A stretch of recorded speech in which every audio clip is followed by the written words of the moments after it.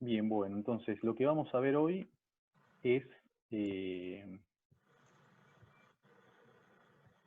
vamos a ver la guía 4. La guía 4 la vamos a ver esta clase y la clase que viene la vamos a terminar. Así que vamos a empezar a ver algunos de los ejercicios que hay. Una cosa que, como para linkear con lo que estuvo dando Gustavo hoy, la guía 4 es hasta donde Gustavo dio hoy. Como ustedes vieron, es una descripción un poco por arriba, ¿sí? O sea, es empezar a hablar de simetrías, ver algunos operadores, pero todavía no dimos ningún formalismo fuerte de qué son las fuerzas y cómo ocurren las interacciones. Entonces acá es para que nos vayamos dando una idea de las simetrías que hay atrás y cómo se arman acá los setes, dipletes y demás. Y a partir de la clase que viene ya vamos a empezar a ver las ecuaciones que rigen estas interacciones. Pero bueno, a ver, ¿por dónde quería empezar? Acá primero el ejercicio 3. ¿Sí? O sea, en el ejercicio 3 lo que plantea es lo que llamamos la simetría SU3 de sabor de los quarks. La simetría, la base que vamos a usar, es la base de los quarks U, D y S, ¿sí? 1, 0, 0, 0, 1, 0, 0, 0, 1. Y mismo en la guía se definen las 8 matrices lambda, y esas matrices lambda, si ustedes se las aplican a estos diferentes estados, los quarks U, D y S, vamos a ver que transforma de esta manera. Si lambda 3 sobre U me da el quark U, lambda 3 sobre D me da menos D, lambda 3 sobre S da 0. Y por eso es que uno puede identificar que el lambda 3 sobre 2 es la proyección de isospin. También lo que ustedes van a ver, y es este ejercicio, lo que pide es esto, es decir, bueno, ¿qué pasa también si ahora yo aplico, por ejemplo, lambda 8, ¿sí? Sobre estos estados? Y entonces lambda 8 va a pasar que si se lo aplico a U va a dar 1 sobre raíz de 3 de U, si se lo aplico a D va a dar 1 sobre raíz de 3 de D, si se lo aplico a S da menos 2 sobre raíz de 3 de S. Entonces uno lo que identifica es que lambda 8 sobre raíz de 3 es la hipercarga. ¿Sí? Entonces de acá uno que define que la hipercarga es el número bariónico más la extrañeza, y que la carga va a ser la I3 más la hipercarga sobre 2. Y recuerden que en el caso de los bariones, el número bariónico de cada quark es 1/3. Entonces, acá lo que tenemos, usando estos operadores, no estoy de acuerdo todos los campos que me aparecen, es este tipo de gráfico, ¿sí? Tenemos la hipercarga en el eje Y y en el eje X tenemos la proyección de isospin. Entonces acá tenemos los estados U, D y S, y tenemos los operadores que me llevan de un estado al otro, ¿sí? Que va a ser I, B y U. Entonces yo acá se los escribí como para que ustedes los tengan, donde I más menos va a ser 1/2 de lambda 1 más menos I lambda 2. Entonces ustedes prueben que esto efectivamente, si se lo aplican al estado D, por ejemplo, el I más me lleva al estado U. Bien, y lo mismo con el resto. O sea que la idea será que prueben esto que puse acá abajo. Bien. ¿Hasta acá alguna pregunta de cómo trabajan estas matrices, digamos, estos generadores?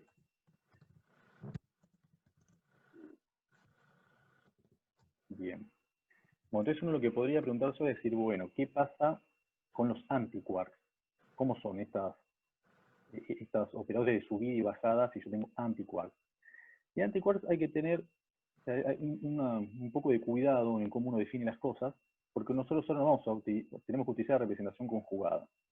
Los autoestados van a ser U barra, D barra y S barra, de la misma manera que antes, digamos, el análogo, pero ahora los lambda que vamos a usar, ¿no? Los lambda I que teníamos antes, ahora lo vamos a escribir como menos lambda I conjugado. ¿Sí? O sea que lo vamos a llamar lambda I barra. Entonces, si ustedes se fijan y le aplican, o sea, cada uno de los lambda le aplican el conjugado y el signo menos, van a ver que para I igual a 1, 3, 4, 6, 8, lambda barra es menos el lambda I, ¿sí? O sea, el lambda I es el original, que veníamos usando antes. Pero para 2, 5 y 7, lambda barra es igual a lambda. ¿Sí? O sea, esto como para que más o menos se lo acuerden y que quede más fácil cómo son estas matrices. Entonces, usando la representación conjugada, vamos a reescribir. A veces pueden encontrar en los libros y demás como que no le ponen para los antiquarks barras arriba del isospin o arriba de la hipercarga, ¿sí? Yo acá te lo puse nomás como para que quede un poco más, digamos, completo en cuanto a que estamos hablando de antiquarks. Pero tranquilamente uno podría no ponerle acá a la barra y saber uno si se refiere a quarks o antiquarks. Pero bueno, lo importante acá es cuando hablamos de los operadores de subida y bajada. Entonces, I más menos, barra, o sea, para antiquarks, va a ser simplemente poner las lambdas de la representación conjugada. Con lo cual va a terminar quedando en función de las lambdas originales como menos 1/2 lambda 1 menos más y lambda 2. Que si se lo aplicamos a los diferentes antiquarks, van a dar lo que tenemos acá. Si esto lo ponemos en este plano de hipercarga versus isospin, queda esto como les mostré acá. ¿Sí? Entonces, U y D ahora quedan abajo, ¿sí? Con hipercarga negativa, y el S queda arriba. Y el I más ahora me lleva de U barra a D barra. Entonces, fíjense que este, el que vimos antes, uno dice que es la representación 3, ¿sí? Ahora, para antiquark va a ser 3 barras. Bien. Entonces, esto es lo que ustedes necesitan para el ejercicio 12 y 13, cuando se empieza a hablar de antiquark, todo esto pensando ya cuando queramos empezar a analizar a los mesones. Bueno, para los antiquark hay que hacer esto. ¿Preguntas? Cualquier cosa me dicen. Te hago una consulta. Bueno, El sí. anti-S, la hipercarga, ¿es 2/3 o menos 2/3? La hipercarga, fíjate que queda definido como está acá, ¿sí? O sea, para acá, no me acuerdo si, claro, acá es lambda 8 sobre 10 de 3. Y acá es menos lambda 8 sobre 10 de 3, con lo cual le cambia el signo. Y Okay, también tengan en cuenta que el número bariónico de los antiquarks es menos 1/3. Bien. Bueno, a ver, ¿qué más decir de esto? Entonces, teniendo en cuenta estos operadores de subida y bajada, veamos qué pasa para los mesones y los bariones, ¿sí? ¿Por qué? ¿Qué pasa? Esto que yo les escribí acá es cuando tenemos un solo quark. Si tenemos un quark, por ejemplo acá tenemos un quark de U o S, le aplicamos los I, los U, los B, y ya sabemos cuánto nos da.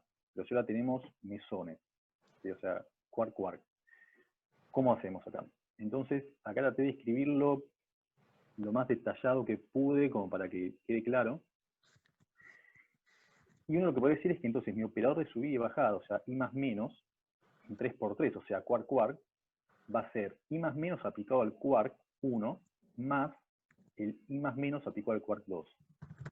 Entonces, por ejemplo, I más aplicado a DU va a ser I más aplicado a D por el quark U, más D por I más aplicado a U. Entonces, nosotros vimos que I más aplicado a D me lo transforma en U. Entonces tengo UU más D por 0, porque I más aplicado a U me da 0. Entonces el estado final que me queda es UU. ¿Sí? ¿Qué pasa ahora para los mesones? ¿Sí? O sea, que mesones es quark antiquark. Bueno, va a ser lo análogo, va a ser I más menos de 3×3 barra, o sea que va a ser I más menos aplicado al quark, más I más menos aplicado al antiquark. Y acá lo mismo, I más aplicado a D U barra es I más aplicado a D por U barra, más D por I más aplicado a U barra, y eso me termina dando U barra más D por menos D barra. Con lo cual, el estado final que me queda es U barra menos D barra. Y en el caso de los bariones, es lo mismo, solo que ahora tengo que aplicárselo a los 3. Entonces acá, bueno, es hacer exactamente lo mismo. Entonces acá puse ejemplo, y más aplicado a U de D, y me termina quedando UUD más UDU.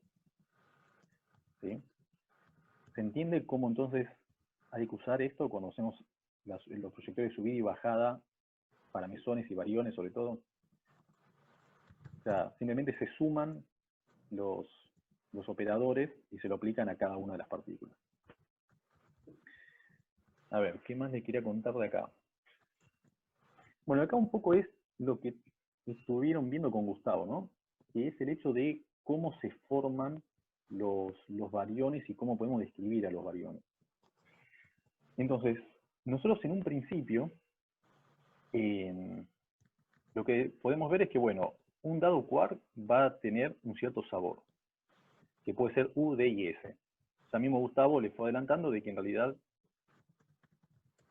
sabores de quark, pero nosotros hasta ahora, como estamos viendo la simetría de CU3, vamos solamente a ver los casos de los quarks livianos.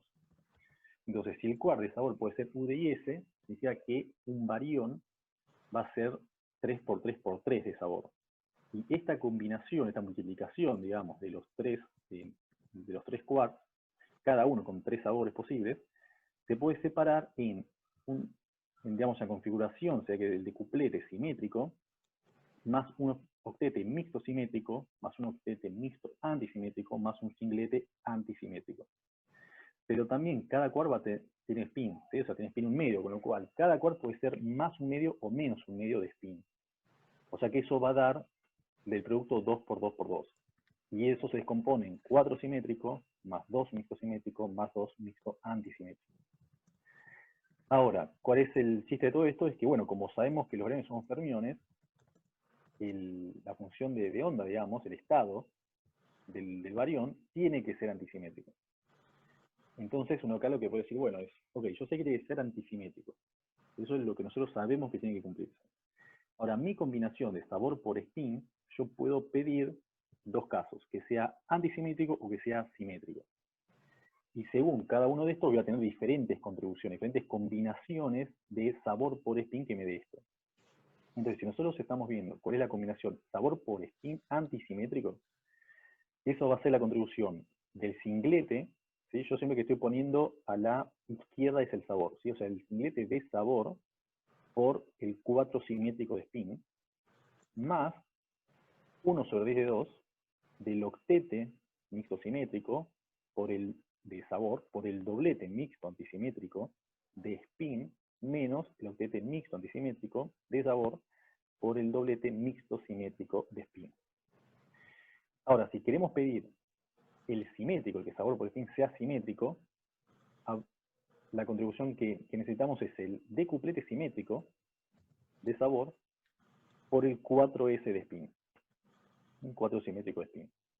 Así que esto lo que nosotros llamamos el decuplete. ¿Bien? Que va a tener un isospin 3 medios y un spin total de 3 medios.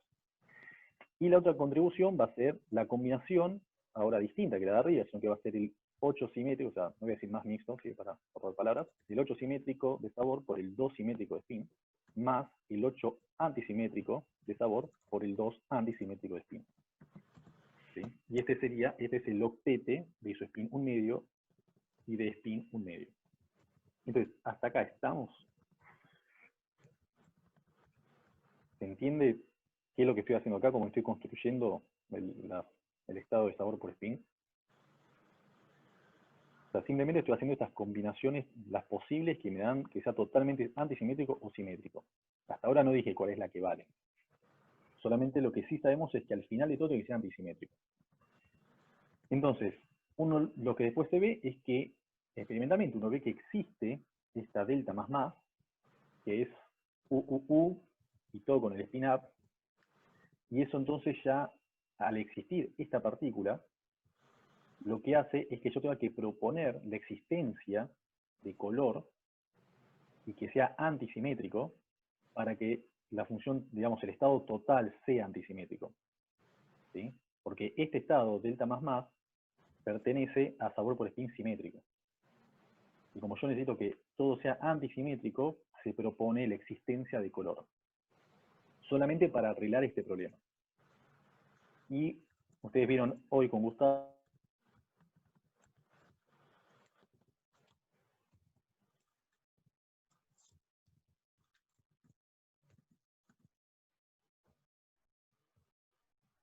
el estado, digamos, totalmente antisimétrico, ¿sí? Para describir al barión, va a ser una parte espacial, que eso siempre la tuvimos, solamente que uno por lo general estudia el estado fundamental de ese barión, el estado fundamental es simétrico, por una parte de color antisimétrica, por el spin por sabor simétrico. Entonces, esto es, digamos, el estado total del barión. ¿Bien? Entonces, a partir de ahora, lo que nosotros vamos a ver es, bueno, ¿qué pasa con estas contribuciones spin por sabor simétrico? Bien. Si esto se entiende entonces, y no hay preguntas, paso al ejercicio 8, que es, bueno, ¿cómo construimos el octete mixto antisimétrico? ¿Sí? O sea, ¿cómo construimos, en este caso, el ejemplo que yo puse sería este, ¿no? El octete mixto antisimétrico. ¿Cómo lo construimos? Entonces, lo que yo voy a hacer es, como pongo acá, voy a recorrer el perímetro del octete desde el neutrón en el sentido horario sin normalizar los estados. Esto es claro porque a veces uno que después comparan con los libros van a ver que hay un factor que falta, así que yo, para no arrastrar constantes, no los voy a ir normalizando. Pero sepan que habría que al final de todo normalizar. Acá lo que puse es lo que di al principio, sí, solo para recordar cómo son los nombres de los operadores en cada caso. Y entonces lo que voy a hacer es tenemos el octete, entonces yo lo que puse son los quarks, por ejemplo, este es el neutrón, ¿sí? O sea, el neutrón es U de B. Si yo lo aplico I más, me da el protón. El protón es UD. Y acá yo fui mostrando entonces cómo son las diferentes partículas y con qué operador voy a ir construyéndolas. Cuando yo acá, y que van a encontrar así en los libros, se pone UDB o UUD, no significa que ese sea la parte de sabor, o sea, la función de onda de sabor sea así, sino que es el término, o sea, cómo es el término principal. O sea, significa que el estado de protón son diferentes combinaciones de UUD. Y ahora vamos a ver cómo quedan. Entonces, arranquemos, como puse ahí, por el neutrón, ¿sí? El neutrón, y esto ustedes tienen que, esto, digamos, yo directamente arranqué por cómo es la función de onda del neutrón, ¿sí? O sea, el neutrón es UDD menos DUD. Entonces, si nosotros partimos del neutrón, que sabemos que de esta manera, aplicamos el operador I+. Vemos acá. Aplicamos I+. Entonces, al aplicar I+, como yo le mostré al principio, es aplicarle I+ a cada uno, o sea, uno por uno a cada uno de los términos. Entonces, primero, si se lo aplicamos a este primer U, da 0. Si se lo aplicamos a este segundo, da U. Entonces acá tengo UD. Después se lo aplico a este de acá. Entonces tengo UDU. Y lo mismo con este término que va restando.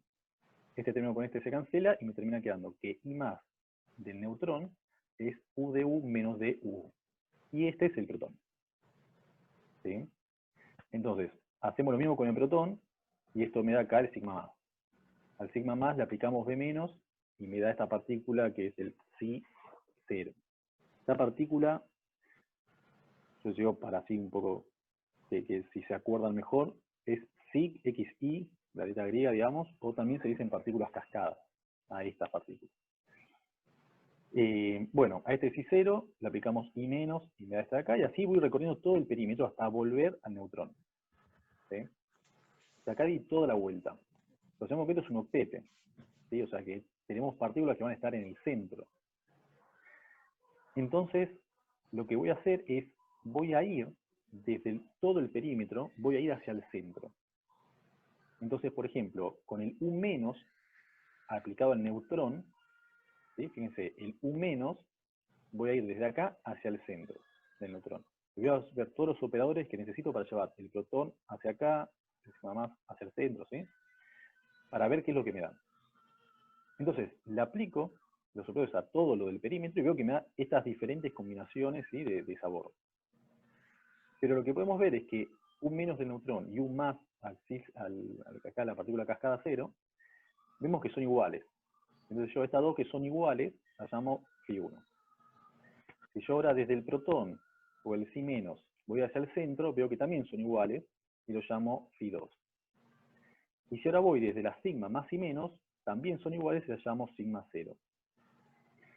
Entonces, si ahora se fijan un poco más en detalle cómo son estas funciones de acá de sabor, vemos que Phi2 es una combinación de Phi1 y sigma 0.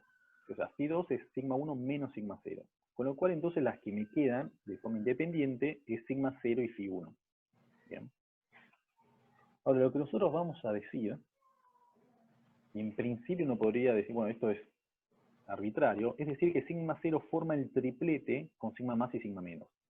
O sea, si uno lo ve escrito así, con estas letras, ¿sí? Con la letra sigma, queda bastante obvio de que, bueno, sí, o sea, si son todas sigmas va a ser un triplete. Pero bueno, en principio, que son todos estados distintos, no tendría por qué ser así. Pero justamente lo que se ve es que estas tres partículas tienen una masa muy parecida entre sí. Y que eso no pasa con el resto. Entonces, si yo ahora vuelvo un poco para acá arriba, ¿sí? A este dibujo, significa que estas tres que están en el medio forman un triplete. Uno puede decir, bueno, pero también podría formar un triplete, no sé, estas así, en diagonal. ¿Sí? O el triplete podría ser así. Lo que pasa es que si ustedes toman cualquiera de esas combinaciones van a ver que las masas son muy distintas. ¿sí? En cambio, si toman las masas a nivel así horizontal, las masas son parecidas. Por eso el protón y neutrón forman un doblete, isospin, las sigmas forman un triplete, y las xi forman un doblete. Bien. Entonces, yo lo que voy a decir es, sigma 0 forma el triplete, y entonces lo que vamos a hacer ahora es buscar cuál es el estado ortogonal a sigma 0. ¿Sí? No, no me voy a quedar con el phi 1, quiero buscar el ortogonal. Entonces planteo que phi 1 es una combinación lineal de sigma 0 por otro estado, el estado ortogonal, que le voy a llamar lambda. Y acá es simplemente matemática, ¿no? O sea, voy a definir lambda tal que en la proyección de sigma 0 sobre lambda sea 0. Entonces, acá esto es hacer simplemente cuentas, ¿sí? Ahora proyección de sigma 0 sobre phi 1, despejo cuánto vale A. Entonces después digo, más o menos, voy a decir cuál es la forma de lambda, ¿sí? Entonces lo que llamamos es que lambda va a ser, pues proporcional a 2 veces phi 1 menos sigma 0. Haciendo esa cuenta, llegamos a que esto, ¿sí? O sea, esta es la forma, ¿sí?, de sabor de lambda. Bien, y como es el estado ortogonal y el sigma 0 forma el triplete, este va a ser el singlete. Entonces, de esta manera construimos todos los estados del octete, en este caso mixto antisimétrico. Y acá lo puse para que recuerden que falta solamente normalizar los estados. O sea que va a ser 1 dividido la raíz de la cantidad de términos que tenga. Bueno, en realidad es acá, y bueno, si hay coeficientes ya tienen que elevar al cuadrado, ¿no? Bueno, entonces, ¿se entendió lo que hice acá? ¿Cómo fui construyendo esto? Quiero que alguno me diga sí o no. Sí. ¿Sí? Acá estoy, a ver, esperen que veo el chat que me está contando algo.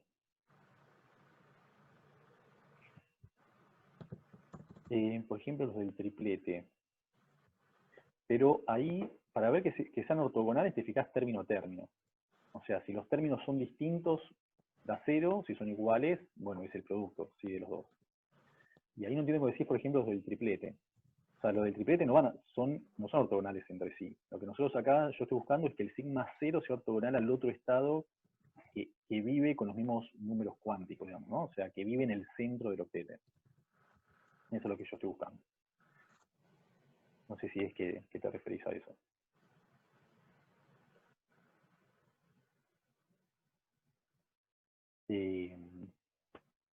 Bien. Entonces, acá el único chiste es ese. Hacer el perímetro es fácil, podés aplicar el operador y nada más, no hay nada más en eso. Pero el único detalle es cuando uno va hacia el centro. Cuando uno va al centro, yo acá lo hice complicado porque fui por todas las partículas para mostrarles qué es lo que pasa, pero en principio lo que uno tiene que hacer es decir, bueno, voy de lo que yo ya sé que son un triplete, bajo, con cualquiera, con sigma menos o sigma más, bajo, y ya sé que ese forma el triplete, y después le busco el ortogonal, y listo, y en 2 cuentas ya podría tener resultado. Pero bueno, acá le di un poco más de vueltas por si una vez se le queda la duda, de bueno, pues si vos, no sé, voy desde el neutrón, qué es lo que me da y demás. Así que bueno, acá tienen la cuenta hecha. Bien. Entonces, ninguna pregunta más de cómo hice las cuentas y qué significa todo esto. Bueno, entonces sigamos. Bien.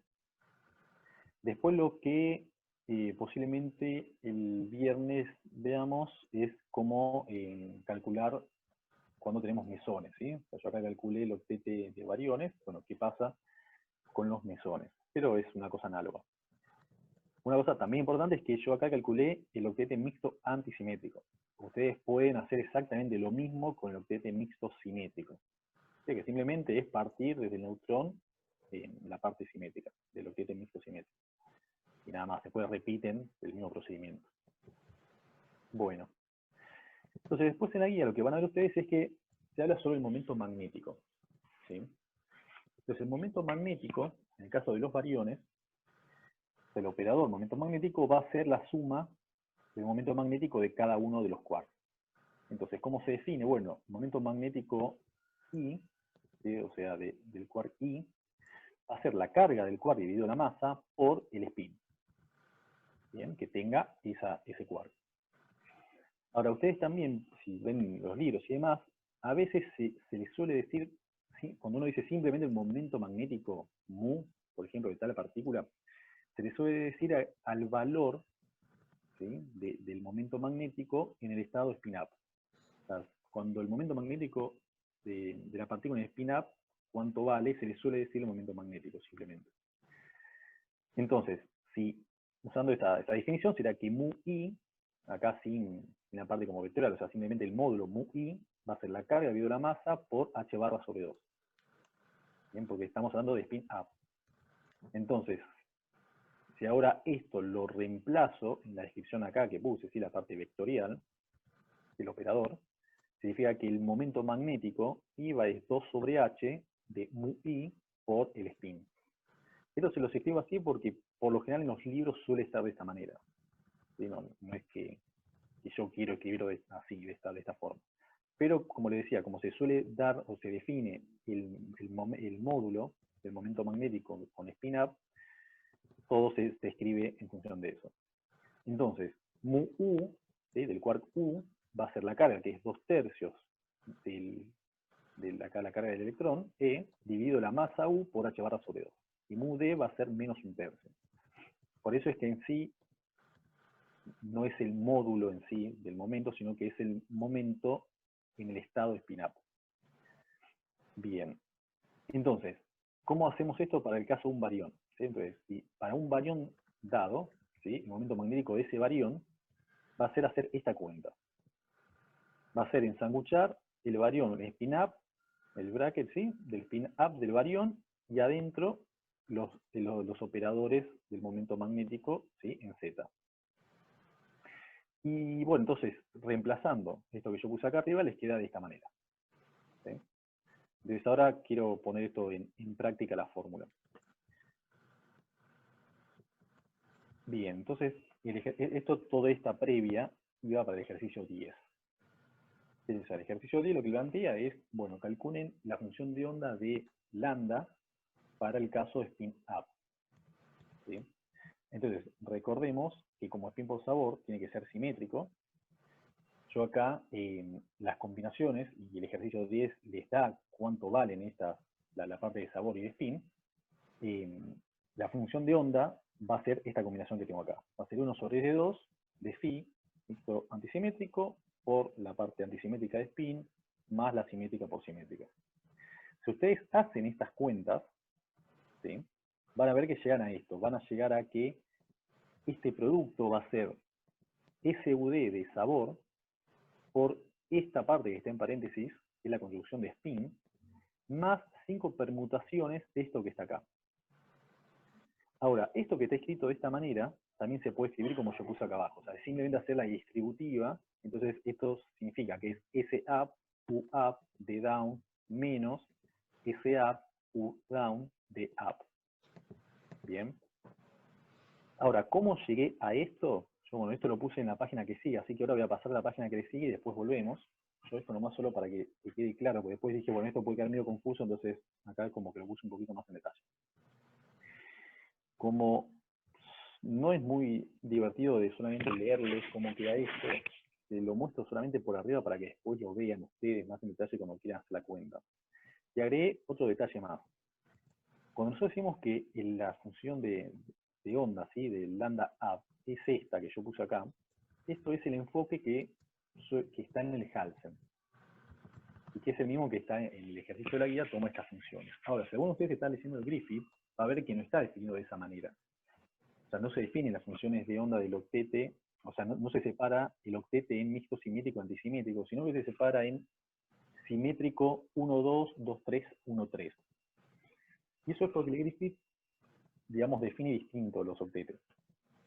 Así como el Halsen separa en octete mixto simétrico y mixto antisimétrico, el Griffith dice, bueno, yo no voy a ver cuál es antisimétrico. Voy a definirlo como solamente los simétricos. Entonces, phi 1,2 significa que es simétrico en la partícula 1 y 2. Phi 2,3 es simétrico en 2,3. Y phi 1,3 es simétrico en 1,3. Ahora, una combinación, o sea, las combinaciones de estos phi, ¿sí? Con una cierta combinación, yo puedo obtener los que usa el Halsen, ¿sí? Para obtener el mixto simétrico y el mixto antisimétrico. Con lo cual, en el fondo es lo mismo, solamente que las cuentas son diferentes. Pero en el fondo es lo mismo, tienen que llegar al mismo resultado. Se usan cualquiera de las dos descripciones de las funciones de onda. Entonces, lo que yo hice acá, se lo hice un poco más de detalle, reemplacé cada uno, ¿sí?, de las funciones de onda, o sea, la parte de sabor, por la parte de spin, entonces este término de acá sería este de acá, más este otro término, o sea, esto de acá, y lo que hice fue, bueno, agarrar y empezar a hacer distributivas. Entonces, y van a ver que si empiezan a hacer distributivas, van a llegar a estas que están acá. Bien. Ahora, cuando llegan a esto, van a ver, por un lado, de que es total, cada uno de estos términos es totalmente simétrico. Se intercambian dos partículas cualquiera, tanto en sabor como en spin, y les va a quedar exactamente igual. Y por otro lado, lo que van a ver es que todos estos términos van a ser permutaciones de uno solo. ¿Sí? O sea, si ustedes agarran y entonces permutan cualquiera de estos términos, van a ver que una cierta permutación de los quarks les va a dar el primer término, por ejemplo. Yo acá lo que hice, bueno, no agarré el primer término, pero agarré este de acá, SUD menos C, menos SUD. O sea, yo escribí y dije, bueno, como son todas permutaciones, voy a decir que la función de onda va a ser esta más las permutaciones. Cuando uno pone más permutaciones y demás, a veces queda como, bueno, ok, lo importante es este y el resto son permutaciones como que no importan, pero cuando uno lo escribe así, o sea, es importante, eso después va a ser o sea, va a haber un factor asociado a la cantidad de permutaciones, con lo cual es importante saber cuántas son. O de última, no olvidarse que existen, ¿sí? O sea, no olvidarse que va a haber más términos que son permutaciones. Entonces, volvamos acá. Decimos que la función de onda de lambda es esta más 5 permutaciones. Entonces, cuando ustedes ahora reemplacen, ¿sí?, esta función de onda, la reemplazan acá, o sea, donde dice B, la flecha para arriba, reemplazan esto, acá y al final, que hacen la cuenta, van a ver que lo que llegan es a esto. Por un lado, se va el 1 sobre 3 de 12, se va a la raíz, va a aparecer un factor asociado a la cantidad de términos, o sea que cuento este primer término más sus permutaciones, o sea que tengo 6 términos, y después voy a tener esto de acá, ¿sí? O sea, fíjense que de acá les hago la cuenta bien fácil. O sea, ¿cómo queda esto? Ese up, ¿sí?, cuando yo le aplique el operador de momento magnético, al ser up va sumando. U up va sumando. D down resta. Porque yo ahora lo único que tengo que tener en cuenta son el operador spin solamente. Solo la parte del resto del momento magnético no me importa. Yo ya sé que este U1 va a ser US, U2 va a ser UU y U3 va a ser UD. Y solamente me tengo que fijar cuál es la proyección de spin. Entonces esto va a ser US, UU menos MUD, perdón, más, y acá tengan cuidado con el tema del signo, ¿sí? Porque acá no es que va el mismo signo de acá, sino que como yo tengo que hacer el bracket, este menos se multiplica por el otro menos. Entonces,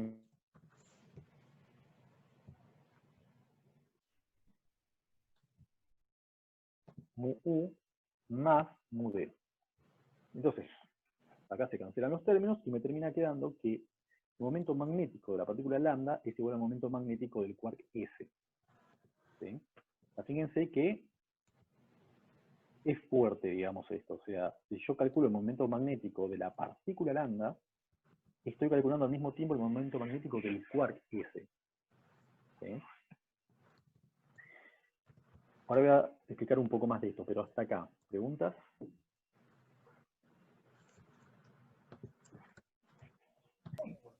A mí no me queda claro del todo,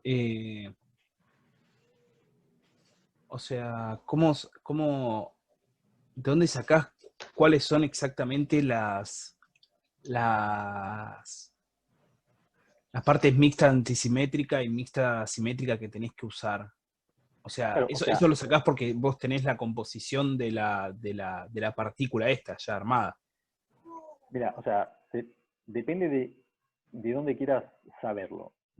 Por ejemplo, en el ejercicio 10 ya el enunciado te da las composiciones. ¿Sí? O sea, ya te dice cuánto valen cada uno de estas partes. Ahora, Ok, o sea, ponele, para el ejercicio 10 ya están enunciados, con lo cual ahí no te tenés que hacer mucho problema de dónde sacarlas. Cuando si vos decís, bueno, ok, pero yo quiero saber cómo hacerlas, bueno, es lo que expliqué antes. claro. Vos de esta manera te la podés construir. Genial. Acá no está porque yo estoy calculando el octete, ¿sí?, mixto antisimétrico. Pero O tranquilamente sea, podés fijarte en sería el la octete. que, perdón, la que te quedó por sacar de la parte de buscar el complemento, digamos, la Claro, alfa. digamos, vos con eso, vos haciendo esto mismo que yo hice acá más arriba, te lo haces con el decuplete y te lo haces con la parte mixta simétrica y demás, y ya tenés las funciones que necesitas para todas las partículas. ¿Sí? Pero yo acá mostré cómo Ok. hacer el mixto antisimétrico, pero pueden hacerlo con el decuplete, con el mixto simétrico y demás, y se forman todos. Lo mismo, uno puede hacer lo análogo también con la parte de spin. La parte de spin, el tema es que uno eso ya está un poco más acostumbrado, uno eso ya lo hizo un poco en las otras materias y demás. Pero lo mismo, o sea, con el spin se forma de una manera totalmente análoga que estamos haciendo acá con el sabor. Pero en principio eso, digamos, si buscan en los libros y demás, van a ver que está todo escrito, así que eso se encuentra fácil, no es un problema. El tema es que ustedes sepan de dónde sale, y sale haciéndolo de esta manera. O sea, por lo general se agarra uno que sale fácil, porque uno sabe cómo tiene que ser. Por ejemplo, en el decuplete uno va, no sé, donde todos son quarks U, por ejemplo, y desde ahí uno empieza a aplicar operadores de bajada y se forma el resto del decuplete. ¿Sí? Pero bueno, Genial, gracias. nada, entonces bueno, estoy viendo acá en el chat.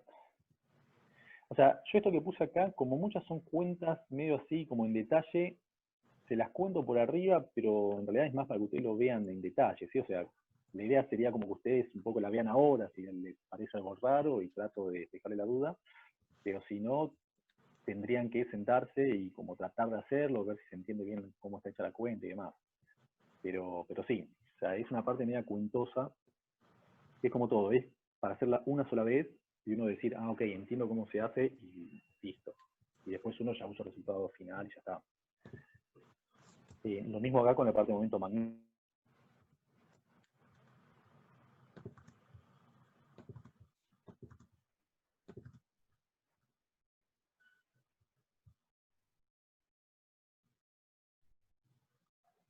Listo, perdón por la interrupción. Genial. Bueno, entonces, hay que cerrar esto. Bueno, entonces habíamos llegado en que calculando los momentos magnéticos de un dado barión, en este caso lambda, llegamos a que era igual al momento magnético del quark S. Entonces, quería que veamos, hay que cargar un poco el PDF este. Entonces ahora, eso recuerden un segundo, y antes de eso, porque ahora después voy a volver un poco, pero también esto es algo que en la guía quizás se lo encuentren, y también a veces en los libros, que es el hecho de lo que se conoce como magnetón nuclear. ¿Sí? El magnetón nuclear es esto que escribí acá. Es el momento magnético, pero utilizando la masa del protón. ¿Sí? Entonces, esto que se define como magnetón nuclear.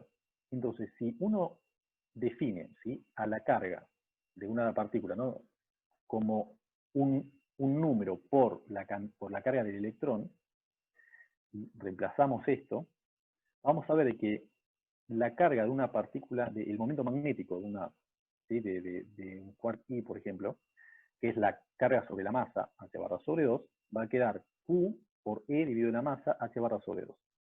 Si multiplican y dividen por la masa del protón, van a ver que esto va a quedar la carga Q por la masa del protón dividido la masa del quark por el magnetón nuclear.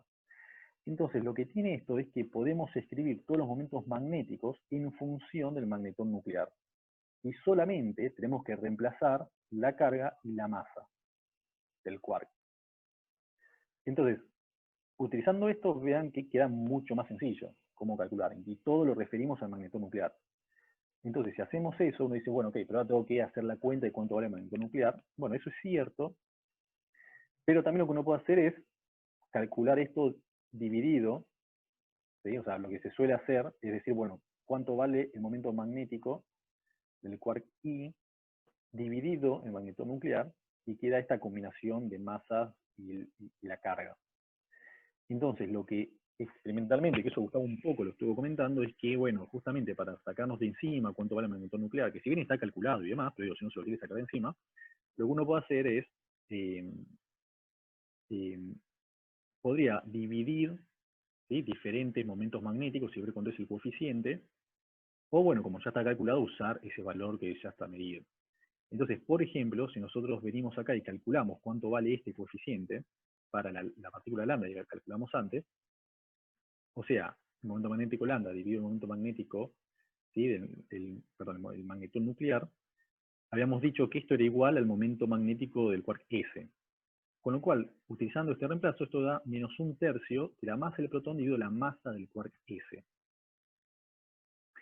Y vean que si nosotros, y esto es algo que también Gustavo comentó, así de usando la masa aproximada del quark S como 540 MeV, da menos 0,58. Si uno va y mide este coeficiente, el momento magnético lambda dividido el momento nuclear, experimentalmente da menos 0,61. Con lo cual es muy parecido que si uno, bueno, quiere despejarlo de este valor, me daría 510, ¿no? Pero entonces, lo importante de acá es que nosotros podemos sacar cuánto es la masa del quark a partir del momento magnético de un barión. Entonces, vieron que, me acuerdo que en algún momento alguno de ustedes preguntó a Gustavo cómo se calcula la masa de un quark. Esto no es cómo se calcula la masa de un quark. ¿Y por qué no es la masa de un quark? ¿Alguno se acuerda cuánto vale la masa del quark S? ¿Lo tiene en la cabeza? Sé que es como mucho. Como 900 MeV, No, una cosa no, no, así. no. En realidad está bien. Tampoco, no vamos a hablar Acabo tampoco de de... buscar 101.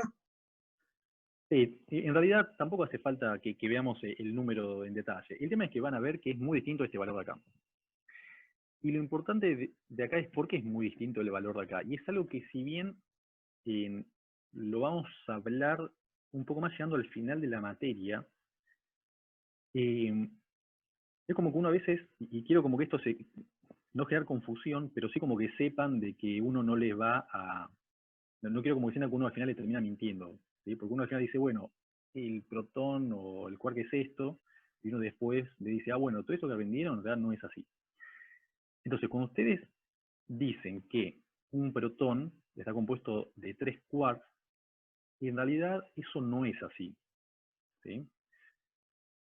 En realidad está formado por 3 quarks de valencia, lo que se suele llamar de valencia, y lo cual está perfecto para todo lo que nosotros vamos a hacer y por las teorías que vamos a armar, y todo eso está perfecto. El tema es que por las interacciones que hay entre esos quarks adentro del protón, en la realidad van a haber muchos más quarks viviendo ahí adentro, ¿sí? Entonces, cuando uno calcula las masas del quark S, por ejemplo, de esta manera, termina siendo como una especie de masa efectiva, por así decir. Entonces, uno lo que sacaría es eso, es como, bueno, la masa efectiva del quark S es 540 MeV. Pero si ustedes van a la tabla, como ahí veo que están comentando en el chat algunos valores, van a decir, bueno, pero no tiene nada que ver ese valor con este. Y es cierto, porque ese valor del quark S que ustedes buscaron en internet y demás, es el valor real del quark S. En cambio, esto acá es el valor efectivo del quark S. Porque una vez se empieza en confusión y dice, bueno, pero pará, en la guía 4 llegué a que era 540, pero después veo que no tiene nada que ver. O mismo el quark U ahora no me acuerdo cuándo es, si es 100 y algo, me parece, o 150, y en la realidad es mucho menos. Entonces, bueno, quiero que tengan eso en la cabeza, que después, más al final del curso, vamos a charlar un poco sobre eso. Es lo que les conté. Cuando nosotros decimos que el protón, por ejemplo, está compuesto de 3 quarks, son 3 quarks de valencia, y vamos a ver en detalle, y eso está perfecto considerarlo de esa manera. Pero por las previas interacciones entre quarks, van a haber muchas más cosas ahí adentro dando vuelta. Bien, entonces, cualquier cosa lo volvemos a hablar más adelante, pero sépanlo para que después no digan, che, al final me mintieron con lo que pasaba dentro de un protón. Bueno, y entonces después, a ver, creo que acá en chat están diciendo algo más. Aquí alguno dijo si eran virtuales. No, en realidad no es que son virtuales, termina siendo como una especie de masa efectiva, ¿sí? No es que sea una cosa virtual. Claro, efectivo sería eso, es decir, bueno, por eso, en alguna de las últimas clases vamos a hablar un poco de eso. El tema es que, como ustedes saben, esta materia da para mucho y uno puede irse rápido por las ramas. Y todavía nos faltan ver un montón de cosas para que podamos abordar ese tema sin que no se entienda nada. Entonces, ténganlo en la cabeza y en algún momento vamos a volver sobre eso.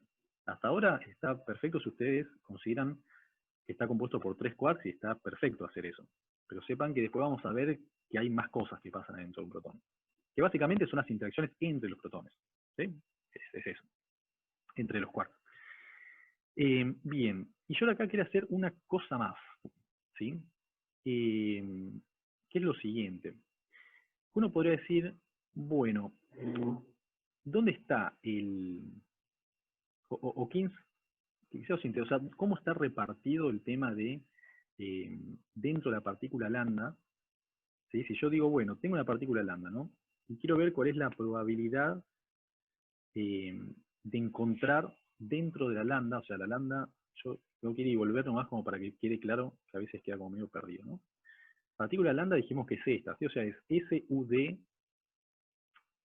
tiene este otro término y tiene permutaciones, pero es SUD. Entonces uno puede decir, bueno, ¿dónde está y tenemos la partícula lambda es spin up? Entonces uno puede decir, bueno, ¿cómo está repartido el spin dentro de los quarks? Porque yo sé que la partícula lambda es spin up, pero los quarks cada uno tiene spin. Entonces, ¿cómo se reparte ese spin dentro de los quarks? Dentro de la lambda entre los quarks. Entonces, si hacemos la cuenta, podemos decir, bueno, ¿cuál es la probabilidad de tener, dado lambda up, encontrar un quark S up?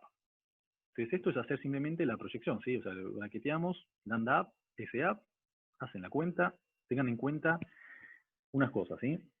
Como tenemos que agregar el término de cantidad de permutaciones y las posiciones, ¿sí? Tenemos 3 quarks, nosotros a la función de onda original podemos encontrar ese quark S en cualquiera de las 3 posiciones. Entonces tenemos las permutaciones dividido la cantidad de posiciones. Entonces, si hacemos esta cuenta, vamos a ver que da 1/3. Entonces, la probabilidad de encontrar un quark up dado lambda up es 1/3. ¿Cuál es la probabilidad de encontrar S down? 0. ¿Por qué? Porque no hay ningún término que tenga S down. Y vemos que después, si hacemos la cuenta para encontrar U o D, up o down, para cualquiera de esos 4 casos es 1/6. ¿Sí? Entonces, ¿cómo se reparte el tema así de los spins y demás? Es de esta manera. Tenemos 1/6, ¿sí? Está en los quarks U y D. De la parte así, 1/6 del spin. Y después, 1/3 va a estar en 1/6 de cada uno, ¿no? Y después 1/3 va a estar solamente en el quark S up. Entonces esto es un poco para eso, para que vean cómo se reparte el tema del spin dentro de la partícula lambda. Y cómo todo sale de simplemente ver las funciones de onda de sabor que tienen, ¿no? ¿Se entendió esto último que expliqué? ¿O más o menos la idea? Más que nada es para que vean cómo se usa el hecho de escribir las funciones de onda de esta manera, como está acá. ¿Sí? Que si no lo pueden pensar también como la probabilidad de encontrar una partícula. O sea, yo tengo una partícula lambda y si pudiese simplemente ir y agarrar un quark y ver qué tengo, bueno, la probabilidad de agarrar un quark S up va a ser 1/3. O la probabilidad de encontrar un U up va a ser 1/6. O sea, es eso. Es más que nada para que vean y jueguen un poco con el tema de las funciones de sabor que tiene el barión. Pero es eso, esa agarrada se la cuenta, ¿eh? No es más que eso. Pero bueno, lo importante de acá es un poco que tengan algunas definiciones. Con esto ya terminamos y así dejamos tiempo para que consulten. Entonces, lo que quisiera que se lleven de acá es un poco, voy a hacer un repaso súper rápido de lo que vimos, es, tengan en cuenta entonces cómo usar los operadores de subida y bajada, ¿sí? Y más que nada la parte de antiquarks, que eso para la parte de mesones va a ser útil, tenerlo bien claro esto. El hecho de cómo construir los octetes, y con esto pueden hacer exactamente lo mismo con el decuplete, y pueden hacer exactamente lo análogo con la parte de spin. Y después, y el hecho de cómo construir los estados en el centro, que suele ser lo más, así un poco más delicado. Y después el tema de cómo se define el momento magnético. Son cosas medio cuentosas, pero si ustedes seguían con lo que yo les estoy poniendo acá, les tiene que salir. Y cualquier cosa, digamos, si quedan dudas conceptuales, una vez que la parte de las cuentas salga, bueno, lo charlamos el viernes o consultan en el foro. Pero con esto, digamos, pueden hacer casi todos los ejercicios. La última parte de esta guía va a quedar para la clase que viene. ¿Sí? Así que con esto ya podríamos, si no tienen dudas, terminamos con la clase y dejamos tiempo de consulta. ¿Sí? Pero como le decía, esto es así medio cuentoso, así que es para remangarse y hacer cuentos. Y, así que bueno, si quieren podemos, no sé cuántos tienen consultas, podemos, si no, dividirnos en dos, empezar a usar las aulas virtuales para separarnos en dos y que no, todos puedan consultar. Porque si bien a veces estamos con el tiempo medio justo, bueno, la idea es tratar de que todos puedan consultar y si nos separamos en dos, pues sea un poco mejor. No sé, Matías, si estás ahí. Yo no sé. Sí, acá estoy. Sí, bien. ¿Qué decís? ¿Nos separamos en dos Dale. aulas? Dale. Así ya vamos probando cómo funciona eso. Dale, aquí me llevo pares o impares. Si querés para la grabación, Está.